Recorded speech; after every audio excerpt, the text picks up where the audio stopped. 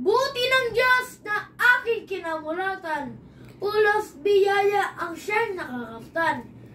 Nitong mag-anak na aking sinilangan, ang aking ama ay tunay na huwaran, walang tatalo sa kanyang kasipagan. Tunay siyang number 1 sa kabaitan, sa mga anak siya ay kaibigan. Yan naman ang minamahal ko ina, maunawain, masipag at maganda pa.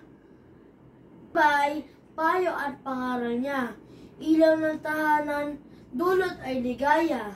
Di man mayaman o tanyag na pamilya, ang pagmamahalan naman ay nagdarama. Tumulong agad! Moto ng bawat isa.